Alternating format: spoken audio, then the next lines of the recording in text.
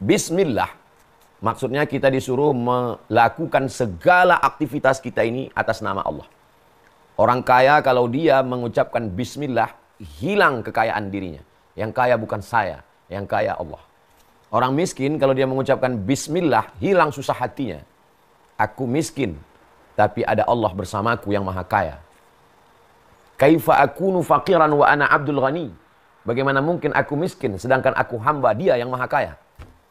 Orang yang mau putus asa, kalau dia ucapkan Bismillah, hilang putus asanya. Orang yang terlalu bersemangat ketika dia katakan Bismillah, hilang takbur sombongnya. Semua perbuatan yang diawali dengan Bismillah menjadi ibadah. Bismillahirrahmanirrahim. Assalamualaikum warahmatullahi wabarakatuh. Alhamdulillah wassalatu wassalamu ala Rasulillah sayyidina wa maulana Muhammad ibni Abdullah wa ala alihi wa sahbihi wa man tabi'ahu wa mawalah.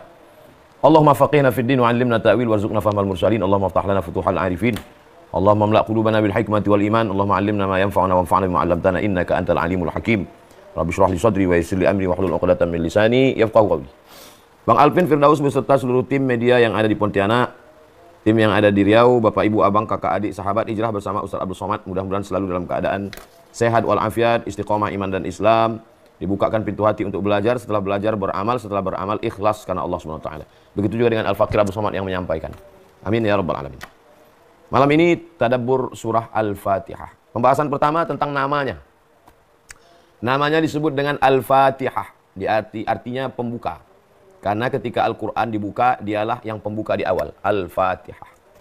Dia disebut dengan Al-Fatihah karena kalau dibaca, membukakan pintu hati, membukakan pintu rezeki, membukakan pintu segala yang terkunci, yang tertutup. Al-Fatihah.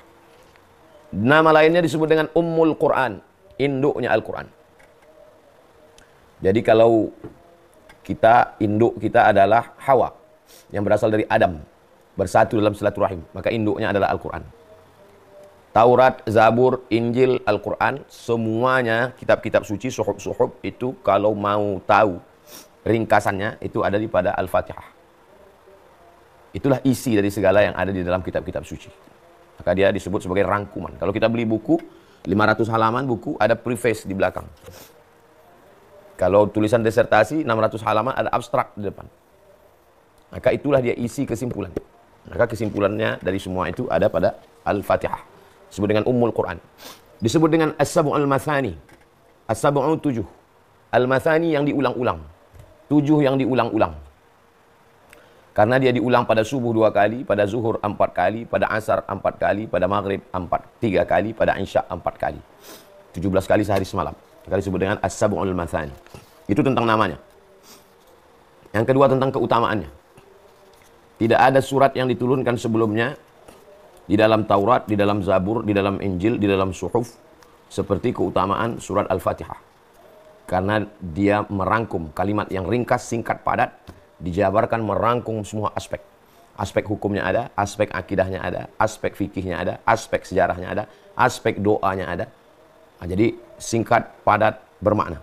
Ini tentang keutamaannya. Dia dipakai sebagai tawassul dalam berdoa. Al-hazihi niyah, untuk niat ini Al-Fatihah. Kenapa? Ya ayyuhalladzina amanu, hai orang beriman, ittaqullaha, takutlah kepada Allah, wabtaghu ilaihil wasilah. Carilah wasilah antara kita dengan Allah. Wasilah yang paling bagus adalah amal soleh. Amal soleh yang paling bagus adalah membaca Al-Fatihah. Berkat bacaan Al-Fatihah ini, murahkanlah rezeki kami. Berkat membaca Al-Fatihah ini, jadikanlah anak kami soleh solehah. Berkat membaca Al-Fatihah ini, bukakan pintu hati kami. Ada seorang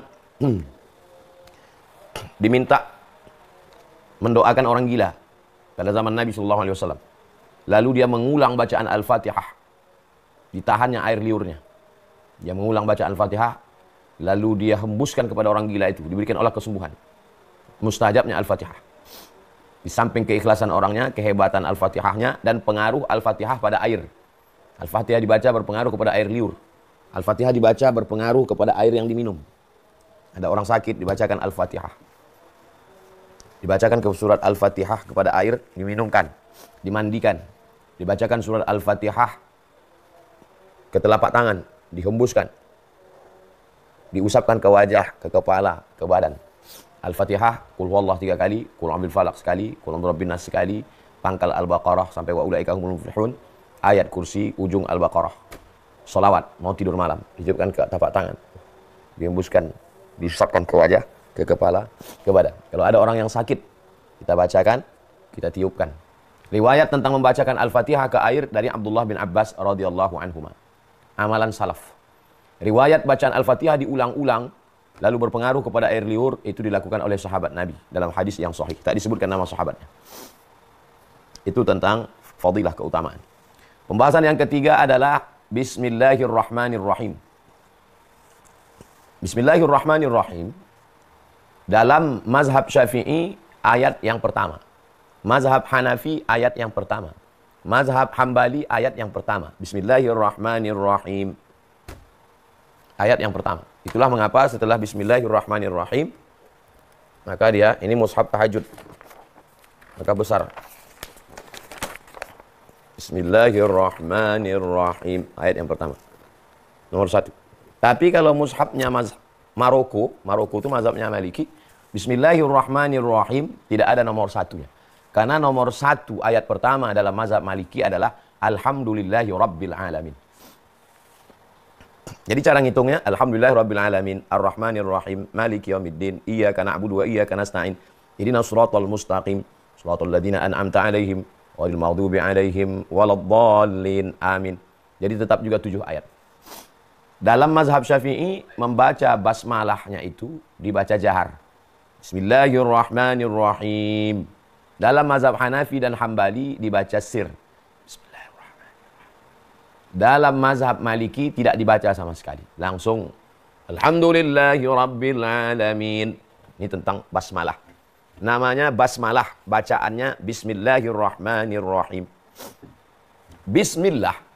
Maksudnya kita disuruh melakukan segala aktivitas kita ini atas nama Allah. Orang kaya kalau dia mengucapkan Bismillah, hilang kekayaan dirinya. Yang kaya bukan saya, yang kaya Allah. Orang miskin kalau dia mengucapkan Bismillah, hilang susah hatinya. Aku miskin, tapi ada Allah bersamaku yang maha kaya. Kaifa akunu faqiran wa ana abdul ghani. Bagaimana mungkin aku miskin, sedangkan aku hamba dia yang maha kaya. Orang yang mau putus asa, kalau dia ucapkan Bismillah, hilang putus asanya. Orang yang terlalu bersemangat ketika dia katakan Bismillah, hilang takbur sombongnya. Semua perbuatan yang diawali dengan Bismillah menjadi ibadah. Tidur, Bismika Allahumma ahya wa amut. Makan, Bismillah Allahumma barik lana fima razaqtana wa qina azabannar. Berhubungan kelamin, menyebut nama Allah. Mau tidur malam, menyebut nama Allah. Mau masuk ke toilet, ke WC, tempat najis, busuk, menyebut nama Allah. Bismillah. Allahumma inni a'udzubika minal khubuthi wal khaba'ith. Maka semua aktivitas yang tidak kita anggap sebagai ibadah, bukan sholat, bukan zakat, bukan puasa, bukan haji, bukan umroh, bukan jihad, aktivitas sehari-hari, ke kantor, membesarkan anak, menyuapkan makan, memasak, Bismillah, Bismillah, Bismillah, Bismillah, Bismillah. Pembahasan yang keempat, Ar-Rahman. Ar-Rahman diambil dari kata rahmah. Rahmah artinya kasih sayang. Rahman, semua mendapatkan kasih sayang Allah. Yang minum khamar, kenapa dia tidak mati sekarang? Karena dia masih dapat kasih sayang Allah. Yang musyrik, dapat kasih sayang Allah. Yang kafir, dapat kasih sayang Allah. Hewan, binatang, serangga, semua yang melata, dapat. Kenapa? Ar-Rahman. Pembahasan yang keempat, Ar-Rahman. Pembahasan yang kelima, Ar-Rahim. Rahman dengan Rahim, asalnya sama-sama rahmah. Akar katanya sama-sama 3 huruf. Ra, ha, mim. Rahima. Rahima yarhamu, rahmatan, rahimun, marhumun. Orang yang mendapat rahmat, marhum. Maka kita selalu menyebut almarhum. Atau rahimahullah. Atau Allah yarham. Di Malaysia selalu dipakai Allah yarham. Kalau menyebut nama ulama selalu disebut Al-Imam Syafi'i rahimahullah. Kalau masih hidup, hafizahullah. Itu tradisi saja. Kalau ada orang hidup kita katakan rahimakumullah. Tidak salah. Baik, rahmat. Kita mau masuk masjid minta rahmat Allah. Allahumma ftahli abwaaba rahmatik. Malaikat selama kita masjid mendoakan kita rahmat. Allahumma afillahu warhamhu. Ketika bertemu yang kita mintakan rahmat. Assalamualaikum warahmatullah. Ketika kita duduk antara 2 sujud minta rahmat. Rabbil firli warhamni. Kenapa orang yang tidak beribadah rezekinya lancar? Kenapa orang yang kafir masih hidup? Rahman. Tapi ada yang hanya untuk orang beriman saja. Rahim.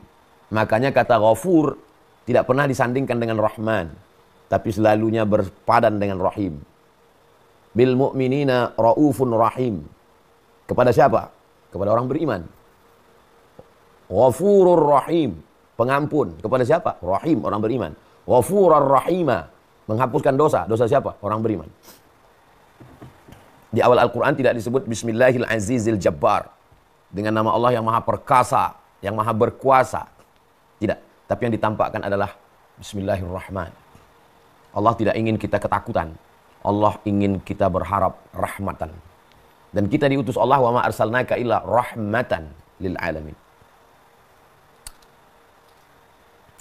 Orang yang berzina, minum khamar, mabuk, mencuri, membunuh, putus asa. Begitu dia buka Al-Quran, Bismillahirrahman. In the name of Allah, most gracious, most merciful. Dengan nama Allah yang maha pengasih, lagi maha penyayang. Kasih, sayang. Sama saja. Kasih ya kasih, sayang, sayang, kasih, sayang. Tapi dalam tafsir, Rahman semua dapat. Macam orang punya ternak ayam, dia ambil beras pagi, dia serakkan. Ayam jahat, ayam baik, dapat semua. Tapi kalau Rahim, itu yang dapat hanya yang baik-baik saja. Bismillahirrahmanirrahim. Pembahasan yang ke-6. Bismillahirrahmanirrahim. Alhamdulillah. Alhamdulillah. Segala puji. Kita sholat dipuji orang. Tidak pun dipuji orang, merasa terpuji. Perbuatan setan adalah bagaimana orang tidak beramal. Jangan sholat, jangan sholat, jangan sholat, jangan taubat, jangan taubat, jangan hijrah, jangan ngaji. Kalau dia gagal pada langkah mencegah orang untuk ngaji, dia masuk ke step yang kedua, orang yang ngaji itu merasa terpuji. Abdul Somad dipuji, Datuk Seri Ulama Setia Negara, Profesor Dr. Abdul Somad, LCD, SE, PhD, Profesor, Kiai Haji. Maka alhamdulillah, segala puja-puji lillah, hanya milik Allah. Kalau engkau dipuji orang, itu hanyalah pinjaman. Kalau engkau dipuji orang, itu hanyalah secuil pujian yang dititipkan Allah. Kalau kau dipuji orang, bukan karena kau hebat, tapi karena Allah menutupi aib-aibmu. Maka alhamdulillah. Subhanallah wa bihamdihi, subhanallahil azim. Nah, suci Allah dengan pujian milik dia saja. Maka pujian-pujian hanya milik Allah. Raja-raja ketika dia dipuji, dia akan mengatakan alhamdulillah. Orang kaya ketika dia dipuji, dia katakan alhamdulillah, pujian ini bukan punya saya, punya Allah. Ustadz ketika dipuji, hafalannya hebat, ayatnya lancar, suaranya bagus, dia katakan alhamdulillah, bukan untukku pujian. Pujian itu milik Allah. Pembahasan ke-7, Rabb. Ketika kita katakan Rabb, maka di situ terkandung 3 makna. Ya Rabb, engkau menciptakan aku. Ya Rabb, engkau mengatur hidupku. Ya Rabb, engkau memberi aku rezeki. Orang yang galau, dililit utang, jodoh tertunda, kehidupan sulit. Ya Rabb. Tak terlalu banyak ngomong, karena tak bisa lagi berkata-kata. Ya Rabb.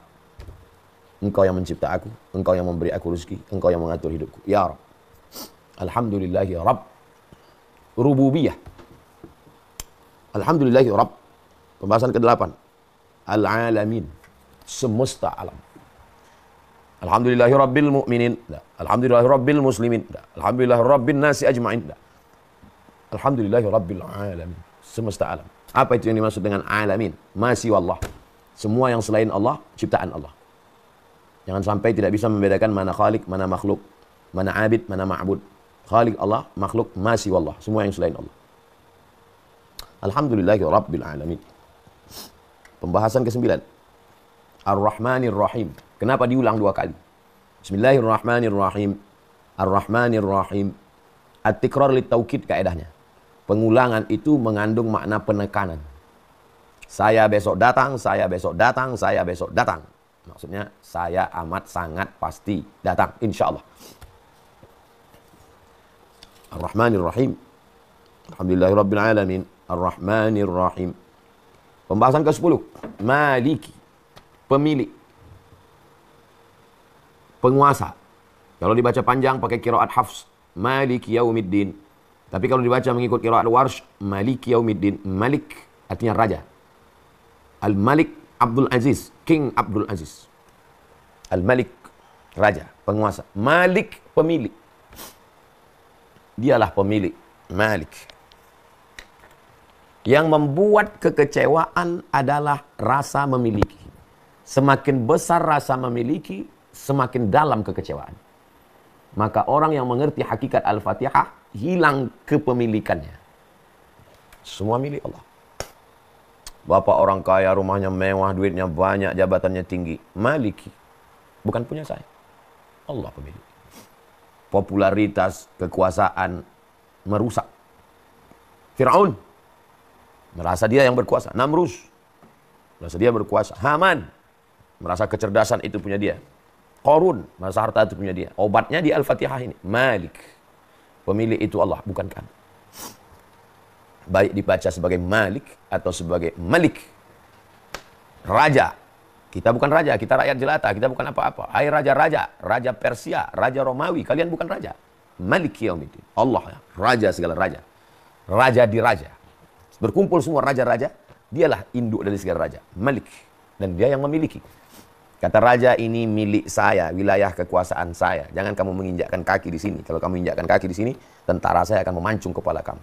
Malik, dia pemilik. Malik, dan dialah rajanya. Pembahasan ke-11. Yaumiddin. Yaumiddin, hari akhirat, hari pembalasan. Hari nanti ketika kita menghadap Allah Subhanahu wa taala. Bagaimana seandainya akhirat itu tidak ada? Hei orang-orang yang sholat, orang-orang yang puasa, orang-orang yang pakai jilbab, orang-orang yang takut sama Tuhan. Bagaimana nanti kalau seandainya kita mati dan ternyata akhirat itu tidak ada, surga itu tidak ada, neraka itu tidak ada? Betapa menyedihkannya kalian. Nggak mabuk, nggak zina, nggak sakau, nggak judi online. Waduh, kalian sudah meninggalkan kenikmatan. Gimana kalau ternyata akhirat itu nggak ada? Ditanyakan pertanyaan itu kepada Syekh Ahmad Didat. Syekh Ahmad Didat, bagaimana kalau nanti ternyata akhirat itu tidak ada dan Tuhan tidak ada, surga tidak ada? Syekh Ahmad Didat tersenyum menjawab, kekecewaan saya tidak lebih dahsyat daripada kekecewaanmu kalau ternyata nanti neraka itu ada. Saya tidak minum khamar, saya tidak menjudi, saya tidak berzina. Baik untuk saya. Tapi kamu yang berjudi, berzina, minum khamar, mengganggu bini orang, merusak silaturahim, meracun ikan, membakar hutan, menghancur, merusak dunia. Ternyata akhirat itu ada, ternyata surga itu ada, dan ternyata neraka itu ada. Kekecewaanmu jauh lebih dalam daripada saya. Orang yang yakin akhirat, kalau dia kaya, dia tidak akan sombong. Kenapa? Karena ada surga yang lebih hebat. Orang yang yakin akhirat, kalau dia miskin, dia tidak akan putus asa. Kenapa? Karena susahnya di sini, ada yang lebih susah lagi nanti di sana. Apa dia? Mempertanggungjawabkan segala amal.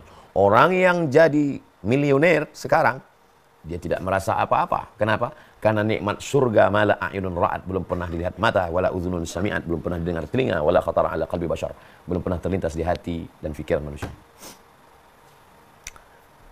Orang yang melepuh kulit tangannya, terbakar kulitnya untuk mencari gaji satu hari 50.000. Setelah bekerja 1 bulan hanya mendapatkan 1.500.000. Lalu kemudian gajinya itu diambil oleh mandornya, dipotong, disunat. Potong itu, potong ini, ini gaji kamu. Kalau mau ambil, nggak mau, nggak usah. Dia tersenyum. Kenapa dia tersenyum? Ada akhirat. Akhirat membuat orang tidak putus asa. Dengan meyakini akhirat, orang menjadi kuat. Kenapa orang bisa stres, depresi, bipolar, putus asa, bunuh diri?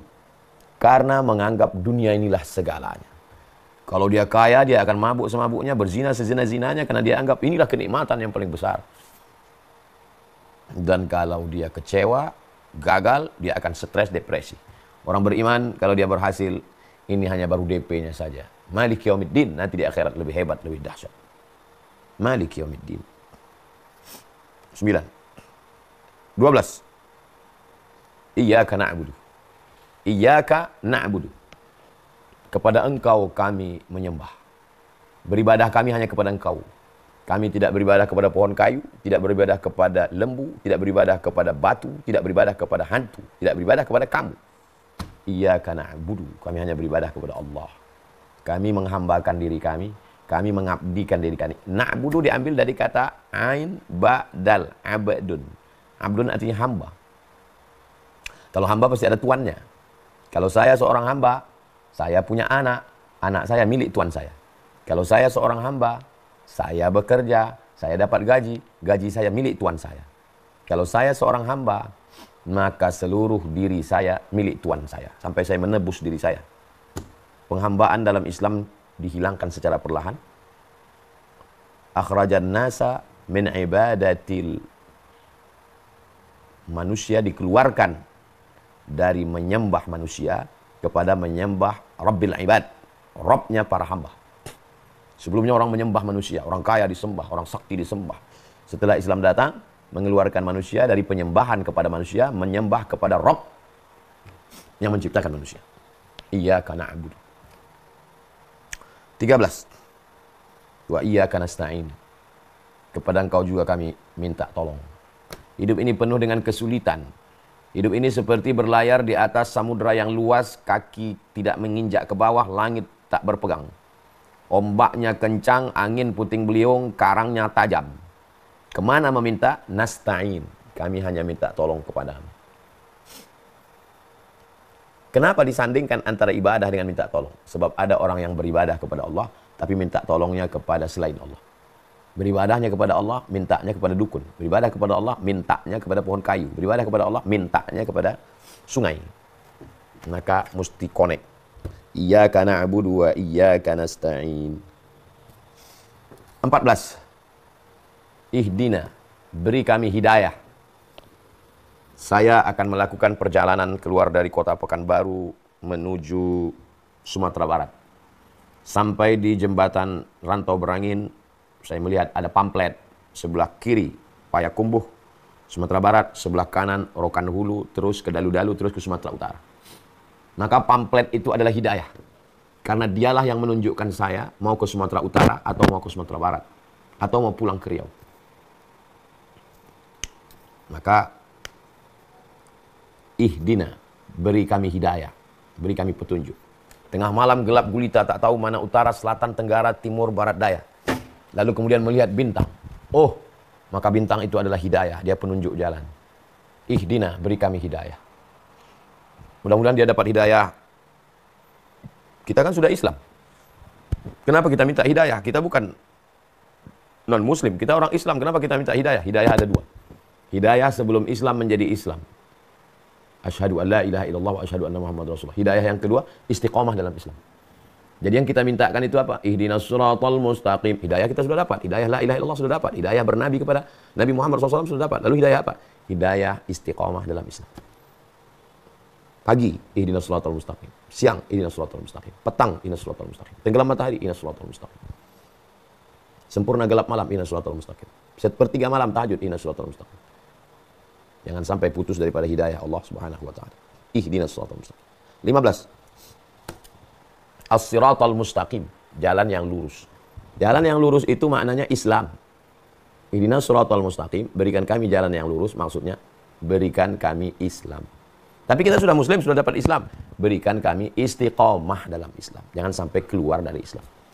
Itu makna siratal mustaqim. Tapi katanya nanti di akhirat ada sirat, hadisnya sahih. Tentang sirat, nanti orang akan melewatinya, ada yang lewat seperti kilat, ada yang lewat seperti kuda yang kencang. Hadisnya ada dalam Sahih Bukhari. Bahwa itu juga maksudnya ketika melewati siratal mustaqim, maka mudahkanlah kami. Ihdinas siratal mustaqim. Kalau kita istiqomah dalam Islam, insya Allah mudahlah kita melewati titian siratal mustaqim. 16. Apa itu siratal mustaqim? Dijelaskan. Siratal ladzina an'amta alaihim. Jalan yang sudah engkau berikan kepada mereka. Jalan yang sudah kau berikan kepada mereka. Mereka itu siapa? 4 golongan. Minan nabiyyin, was-siddiqin, was-syuhada, was-salihin. Nabiyyin, nabi-nabi. Siddiqin, orang yang benar. Syuhada, orang yang mati syahid. Salihin, orang-orang yang soleh. Berikanlah kami jalan. Jalan yang mana? Jalan yang sudah kau berikan kepada nabi-nabi, siddiqin, syuhada, salihin. Jalan apa itu? Jalan Islam. Jalan yang kita minta adalah jalan Islam. Tidak ada kontradiktif antara siratal mustaqim Islam dengan siratal mustaqim nanti di akhirat melewati sirat. Malah itu ada korelasi yang sangat ketat. Kalau kita menjalani Islam dengan benar di sini, maka mudah nanti di Shiratal Mustaqim di sana. Kenapa gagal melewati Shiratal Mustaqim di sana, masuk neraka, terpleset, jatuh? Karena tidak istiqomah dalam Shiratal Mustaqim di sini. Ihdinas Shiratal Mustaqim.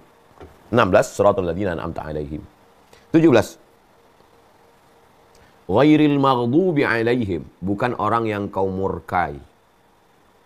Dalam hadis dikatakan siapa itu maghdub? Yahudi.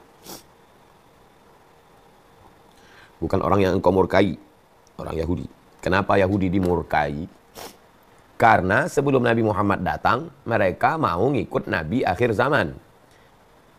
Wa kanu min qablu yastaftihuna 'alal ladzina kafaru. Sebelum Nabi Muhammad datang, mereka selalu berdoa kepada Allah, Allahumma ansurna 'alaihim bin nabiyil mab'uts akhiraz zaman. Ya Allah, tolonglah kami berperang melawan Bani Ghatafan, menangkan kami berkat Nabi akhir zaman yang engkau akan kirim nanti. Maksudnya Nabi Muhammad. Sebelum Nabi datang, mereka sudah selalu bertawasul menyebut-nyebut nama Nabi. Falamma ja'ahum ma'arafu kafaru bih. Ketika orang yang mereka kenal itu datang, kafaru bih, justru mereka kafir, ingkar. Maka mereka disebut maghdub, mereka orang yang dimurkai. Ayat 17. Poin 17. Poin ke-18. Waladdallin, Nasara. Kenapa mereka disebut dhalin, sesat? Karena mempertuhankan yang tidak layak menjadi Tuhan. Kalau Yahudi, dia tetap menyembah Allah, tapi tidak mau menerima Nabi Muhammad SAW. Kalau dhalin, Nasara, mempertuhankan manusia, maka disebut dengan dhalin, sesat. Wal maghdubi 'alaihim waladdallin. 19. Amin artinya istajib doa'ana. Amin. Panjang. Amin. Amin. Jujur. Al-amin. Jujur. Amanah. Kalau perempuan, aminah. Amin. Percayalah. Amin. Percayalah. Amin. Percayalah. Amin. Jujur. Amanah. Amin. Istajib ya Allah, kabulkanlah ya Allah. Apanya yang dikabulkan? Permohonan tadi. Ihdinas siratal mustaqim, siratal ladzina an'amta 'alaihim, ghairil maghdubi 'alaihim waladdallin. Amin. 20. Membaca Al-Fatihah berdialog dengan Allah. Alhamdulillahirabbil alamin. Segala puji hanya milik Allah. Aku tak layak dipuji. Pujian hanya milik-Mu ya Allah. Apa kata Allah? Hamidani abdi, hambaku memuji aku. Ar-Rahmanir Rahim. Engkau Maha Pengasih dan Maha Penyayang. Apa kata Allah? Athna alayya abdi. Hambaku sedang menyanjung, melambung, mengagungkan aku. Maliki yaumiddin. Apa kata Allah? Azzamani abdi. Hambaku sedang menta'zim, mengagungkan, memuliakan aku. Iyyaka na'budu wa iyyaka nasta'in. Apa jawab Allah? Sa'alani abdi wa lahu ma sa'al. Dia meminta kepada aku, maka aku akan berikan apa yang dia minta. Shiratal ladzina an'amta 'alaihim ghairil maghdubi 'alaihim waladdallin. Amin. Siapa yang aminnya serentak dengan amin malaikat, ghufira lahu ma taqaddama min dzambihi, diampunkan Allah dosa-dosanya yang lalu. Maka kita mengucapkan serentak dengan suara yang keras. Amin. Kabulkanlah ya Allah. Itulah 20 poin yang kita bahas pada kesempatan ini. Mudah-mudahan kalau kita baca Al-Fatihah dalam sholat, di luar sholat, menambah kekhusyuan kita. Dengan membaca Al-Fatihah menguatkan keyakinan kita. Dengan membaca Al-Fatihah membuka segala simpul-simpul yang terkunci.